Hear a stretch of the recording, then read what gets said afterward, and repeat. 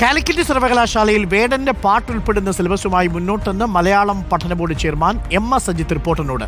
സിലബസിനെ കുറിച്ചുള്ള പരാതികൾ പഠിക്കാൻ അക്കാദമിക് കൗൺസിലിന് മാത്രമാണ് അധികാരമെന്നും ചെയർമാൻ പറഞ്ഞു.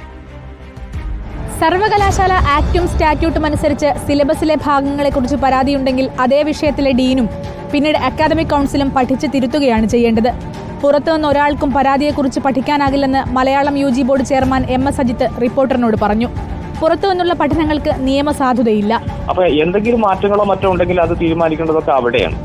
അല്ലാതെ മറ്റൊരാളെ പുറത്തു തീരുമാനിച്ചുകൊണ്ട് അദ്ദേഹം അത് ഇടപെട്ട് അദ്ദേഹത്തിന്റെ നിർദ്ദേശങ്ങൾ വന്നിട്ട് ഈ ഉണ്ടാക്കിയിരിക്കുന്ന പഠന ബോർഡുകൾ ഉണ്ടാക്കിയിരിക്കുന്ന സിലബസിൽ മാറ്റം വരുത്തുക എന്ന് പറയുന്നത് നിയമപരമല്ല. വൈസ് ചാൻസലർ അംഗീകരിച്ച സിലബസാണ് മലയാളം UG ബോർഡിന്റെതെന്നും എം.എസ്. സജിത്ത് പറഞ്ഞു. വേടന്റെ പാട്ടുൾപ്പെടെ വിവിധ പാഠഭാഗങ്ങളെക്കുറിച്ച് 5 പരാതികളാണ് നേരത്തെ വൈസ് ചാൻസലർക്ക് ലഭിച്ചത്. നടപടിയെടുത്തില്ലെന്ന് കാണിച്ച് BJP സിൻഡിക്കേറ്റ് അംഗം AK അനുരാജ് ഗവർണർക്ക് കൊടുത്ത പരാതിയിലാണ് MM ബഷീറിനോട് പഠിച്ച് റിപ്പോർട്ട് നൽകാൻ വൈസ് ചാൻസലർ ആവശ്യപ്പെട്ടത്. റാപ്പ് വേടന്റെ ഭൂമി ഞാൻ വാഴുന്നയിടം, ഗൗരി ലക്ഷ്മിയുടെ അജിത മാധവ ഹരെ എന്നീ പാട്ടുകൾ സിലബസിൽ നിന്ന് ഒഴിവാക്കണമെന്നായിരുന്നു MM ബഷീറിന്റെ റിപ്പോർട്ട്. റിപ്പോർട്ടർ, കോഴിക്കോട്.